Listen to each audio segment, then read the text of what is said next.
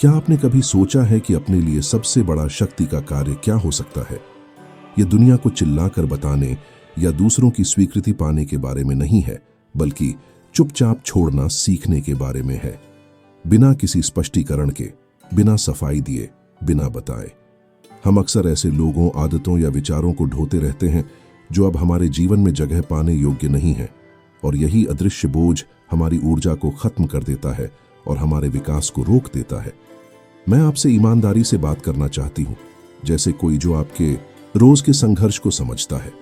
मुझे पता है कि कैसा लगता है जब आप एक ऐसे चेहरे को बनाए रखते हैं जो अब आपसे मेल नहीं खाता, लगातार सफाई देते हैं जो थका देती है, या उन आदतों को पकड़े रहते हैं जो केवल आपकी आत्मा को खाली करती हैं।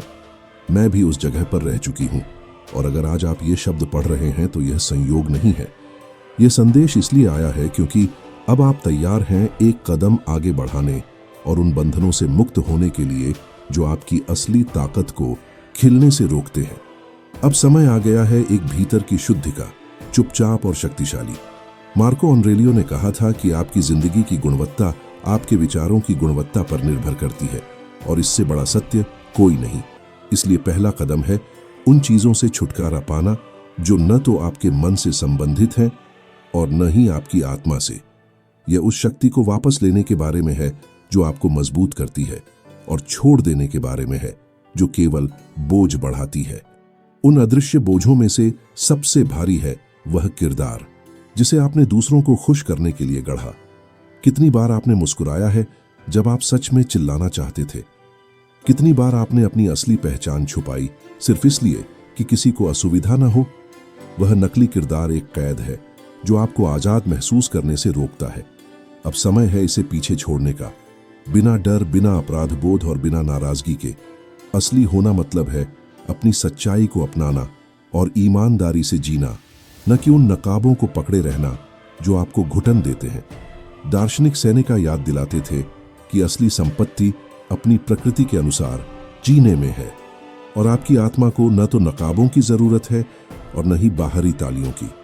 जब आप प्रामाणिकता चुनते हैं, कुछ लोग दूर हो जाएंगे, लेकिन सही लोग आपके जीवन में आएंगे, क्योंकि जो अपनी सच्चाई से जीता है वह किसी ढांचे में फिट होने की कोशिश नहीं करता, बल्कि एक अनोखी जगह बनाता है जहां औरों को प्रेरणा मिलती है। एक और बोझ जिसे छोड़ना सीखना है वह है टालने की आदत। हम ऐसे जीते हैं जैसे कल पक्का है, लेकिन सच्चाई यह है कि हमारे पास केवल आज है। हम फैसले टालते हैं, सपनों को आगे बढ़ाते हैं, जरूरी बातचीतों को स्थगित करते हैं, और यहां तक कि अपनी ही बदलाव की प्रक्रिया को भी टालते रहते हैं। आप और कितनी बार खुद से कहेंगे, कल से शुरू करता हूं? हर वह दिन जो बिना कार्रवाई के निकलता है वह हमेशा के लिए खो जाता है। आपकी जिंदगी को बदलने का असली मैदान केवल वर्तमान है।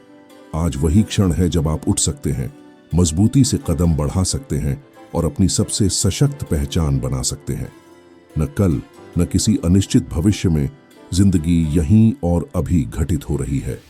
एपिक्टेटस ने हमें सिखाया कि असल मायने इस बात के नहीं हैं कि क्या होता है, बल्कि इस बात के हैं कि हम कैसे प्रतिक्रिया देते हैं।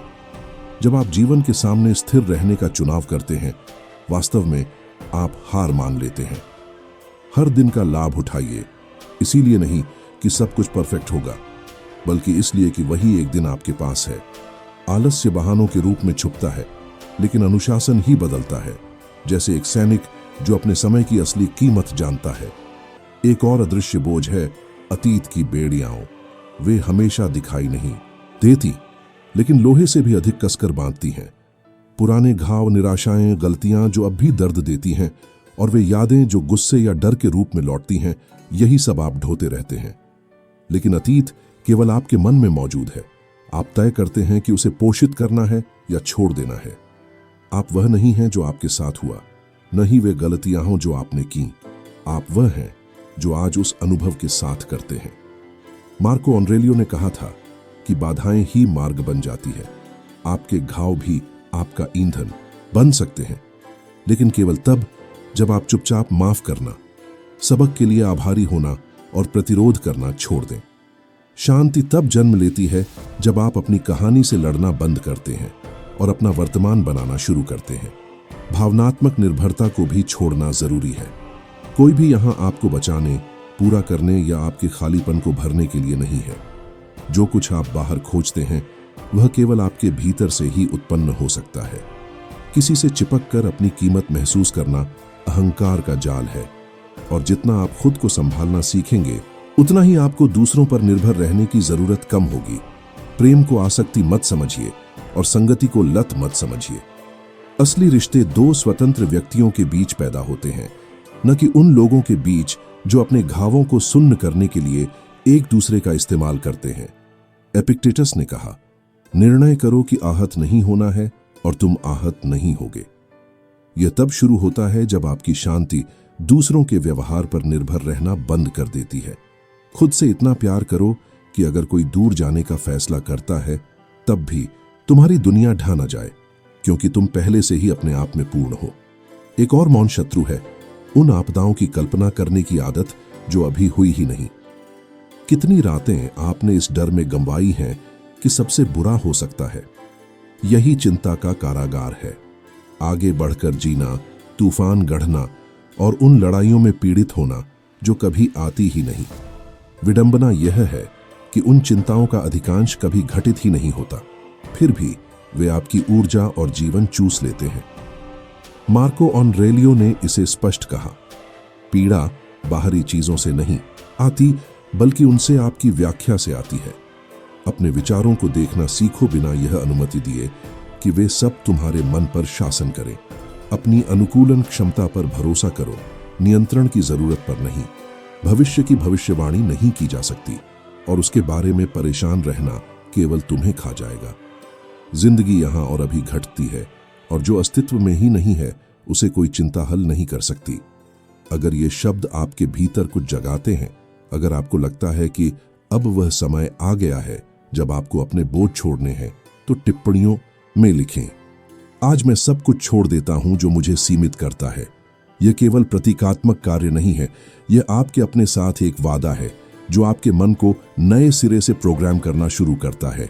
और अगर यह संदेश आपको प्रेरित करता है तो इसे एक लाइक देकर समर्थन करें ताकि यह समुदाय बढ़ता रहे और अधिक लोग अपने जीवन में स्टोइकवाद को मार्गदर्शक बना सकें। सबसे बड़े अवरोधों में से एक जिसे तुम्हें पीछे छोड़ना सीखना चाहिए वह है कड़वाहट। मन में रंजिश रखना ऐसा है जैसे जहर पीना और उम्मीद करना कि दूसरे मरेंगे, जबकि असल में धीरे धीरे नष्ट तुम ही होते हो। यह गुस्सा तुम्हारी शांति को खा जाता है, तुम्हें पुराने घावों से बांध कर रखता है और आगे बढ़ने से रोकता है। हाँ, अन्याय के पल थे और लोग थे जिन्होंने तुम्हें चोट पहुंचाई, लेकिन तुम यहां जीवन भर वह बोझ उठाने के लिए नहीं हो। तुम यहां मुक्त होने के लिए हो। माफ करना कभी यह नहीं होता कि जो हुआ उसे सही ठहराया जाए या मिटा दिया जाए। इसका अर्थ है उस बोझ को छोड़ देना, जो बीत चुका उसे बार बार न जीना और शिकार की भूमिका से बाहर निकलना।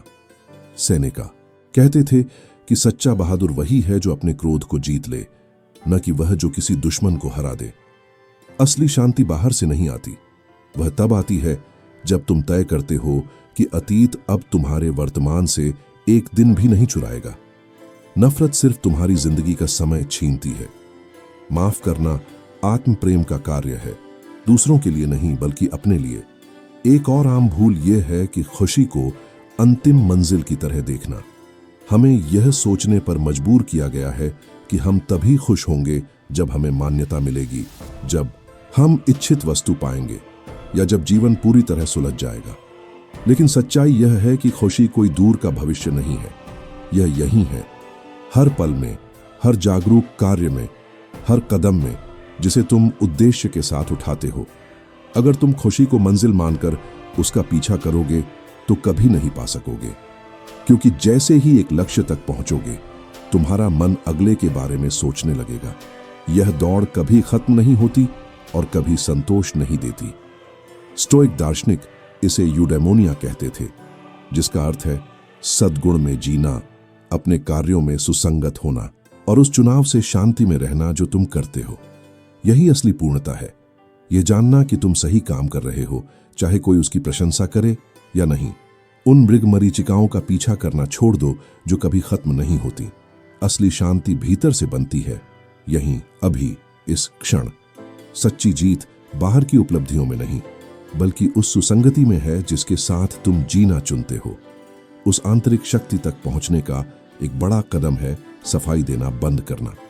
कितनी बार तुमने यह जरूरत महसूस की है कि तुम कौन हो, क्या महसूस करते हो, क्या क्या निर्णय लेते हो, सिर्फ इसलिए समझाना पड़े क्योंकि दूसरे उसे नहीं समझते। हर सफाई ऐसे है जैसे अस्तित्व के लिए अनुमति मांगना, और तुम यहां इसके लिए नहीं हो। तुम्हारा रास्ता तुम्हारा है, और जो इसे स्वीकार नहीं करता उसे राय रखने का अधिकार है, लेकिन तुम्हारी जिंदगी चलाने का नहीं। एपिक्टेटस हमें याद दिलाते थे कि हमारे नियंत्रण में केवल हमारे कर्म हैं, न कि लोग हमारे बारे में क्या सोचते हैं। अपने सिद्धांतों के प्रति सच्चे रहो, ईमानदारी से कार्य करो, और अपनी आचरण को किसी भी सफाई से ज्यादा ताकतवर बोलने दो। आत्मविश्वास ही स्वतंत्रता है, लगातार संदेह ही जंजीर है। एक और मौन अवरोध है वे आदतें जो शरीर और मन को थका देती हैं। अगर तुम्हारी जीवन शैली ही तुम्हें भीतर से नुकसान पहुंचा रही है, तो तुम स्पष्टता की उम्मीद नहीं कर सकते। कम सोना, चिंता में खाना, बेकार की व्याकुलताओं में घंटों गंवाना, या खुद से अपमानजनक बातें करना, ये छोटी छोटी जाल हैं जो बिना जाने तुम्हारी ऊर्जा खा जाती हैं। ये आदतें आरामदायक लगती हैं, लेकिन वास्तव में ये तुम्हें अधूरा जीवन जीने पर मजबूर करती हैं, और भीतर से तुम पहले से जानते हो कि किन चीजों को छोड़ना है।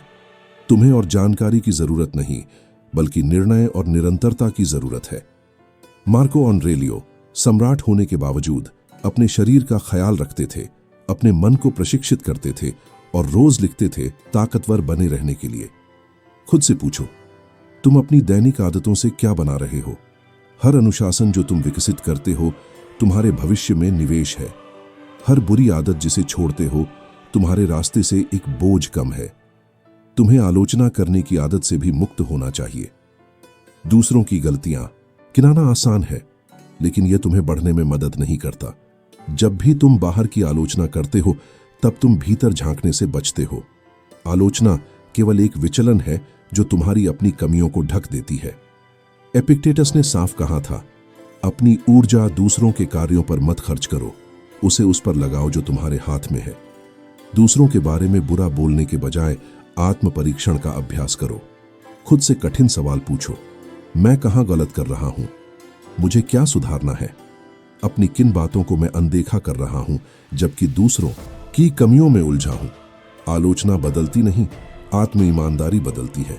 असली बदलाव तब शुरू होता है जब तुम साहस के साथ खुद को देखते हो और बिना थके अपने ऊपर काम करते हो। अगर तुम यहां तक पहुंचे हो तो इसका मतलब है कि तुम्हारे पास अनुशासन है, ध्यान है और सच्ची वृद्धि की इच्छा है।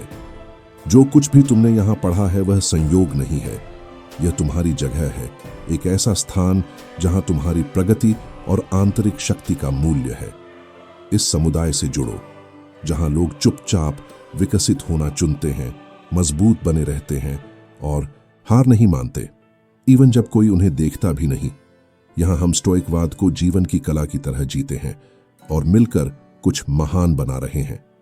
याद रखो, तुम्हें शोर की जरूरत नहीं, केवल निर्णय की जरूरत है। तुम्हें अनुमति की जरूरत नहीं, केवल इच्छा की जरूरत है। और तुम्हें इसे परिपूर्ण करने की जरूरत नहीं, केवल शुरू करने की जरूरत है। अगले वीडियो में मिलते हैं। मजबूत रहो, दृढ़ रहो, जागृत रहो।